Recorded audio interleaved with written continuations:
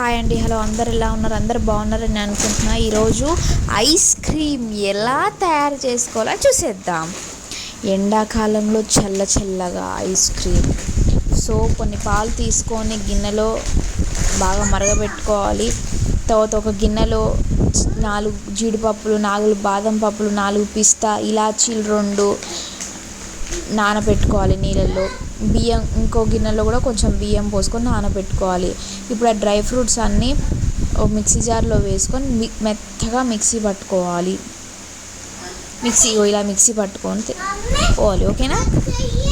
ఇప్పుడు ఒక గిన్నెలో అది పోసుకోవాలి. ఇప్పుడు పాలు మరుగుతున్నాయి కదా, ఈ మరుగుతున్న పాలలో కొంచెం షుగర్ వేసుకోవాలి. తగినంత మాకు స్వీట్కి తగ్గట్టు షుగర్ వేసుకోవాలి. షుగర్ వేసుకొని బాగా కలుపుకోవాలి. షుగర్ వేసుకొని కలుపుకోవాలి. ఇప్పుడు ఈ బియ్యం కూడా మిక్సీ జార్లో వేసుకొని మెత్తగా మిక్సీ పట్టుకోవాలి. మెత్తగా ఇలా మిక్సీ పట్టుకోవాలి. ఇప్పుడు పాలు బాగా మరుగుతున్నాయి. ఈ మరుగుతున్న పాలలో ఇందాక డ్రై ఫ్రూట్స్ది జీడిపప్పు, బాదం, పిస్తా మిక్సీ పట్టుకున్నది అందులో పోసుకొని కలుపుకోవాలి. ఇప్పుడు ఇందాక బియ్యంది కూడా మిక్సీ పట్టుకున్నాం కదా, అది కూడా అందులో పోసుకొని కలుపుకోవాలి. బాగా దగ్గర పడనివ్వాలి. మంచిగా బాగా చిన్నగా లో ఫ్లేమ్లో పెట్టుకోవాలి. అడుగంటుద్ది లేకపోతే. చిన్నగా లో ఫ్లేమ్లో పెట్టుకొని బాగా మంచిగా దగ్గరగా వచ్చేంత వరకు మంచిగా చేసుకోవాలి. ఇలా చిక్కగా రావాలన్నట్టు. ఇలా చిక్కగా వచ్చిన తర్వాత ఇక స్టవ్ ఆఫ్ చేసుకోవాలి. ఆఫ్ చేసుకొని చల్లారనివ్వాలి. సో నేనైతే తొందరగా చల్లారే వరకు కొంచెం నీళ్లు పోసుకొని అందులో పెట్టుకున్నాను అన్నట్టు, తొందరగా చల్లారడానికి. సో ఆ చల్లారేలోపు పక్కన మీకు కావాల్సిన ఐస్ క్రీమ్ డబ్బాలు తిన్నవి ఉంటుంది కదా, అవన్నీ తీసుకోండి. నేనైతే ఈ గిన్నెలో పోసుకొని డీప్ ఫ్రిడ్జ్లోనైతే పెట్టుకుంటానండి.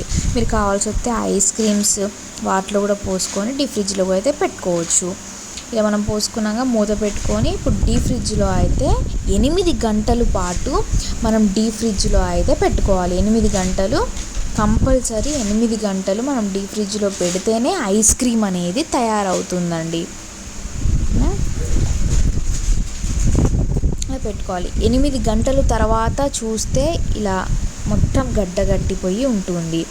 కొద్దిసేపు మనం బయట అలానే 2-3 మినిట్స్ అలా బయట ఉంచామంటే మన ఐస్ క్రీమ్ కొంచెం మెల్ట్ అయ్యి ఇలా మనం ఐస్ క్రీమ్ బాక్స్ ఇలా ఐస్ క్రీమ్ దాంట్లో వేసేసి మనం పిల్లలకు కావచ్చు ఎవరికైనా ఇచ్చేసుకోవచ్చు. దానిపైన కొంచెం అంటే మనం కలర్ఫుల్గా ఉండడానికి కొంచెం బూస్ట్ పైన వేసుకోవచ్చు. లేదంటే డ్రై ఫ్రూట్స్ కూడా తురిమేసి చిన్న చిన్న కట్ చేసుకొని కూడా పైన ఇలా వేసుకోవచ్చు. సో నేనైతే బూస్ట్ వేసి మా అబ్బాయికి అయితే ఇస్తున్నాను. సో ఇలా వేసుకొని ఇలా తినడం వల్ల ఐస్ క్రీమ్ అనేది చాలా టేస్టీగా ఉంటుంది, చాలా బాగుంటుంది. ఒకసారి మీరు ట్రై చేయండి ఇలాగా. Okay, bye.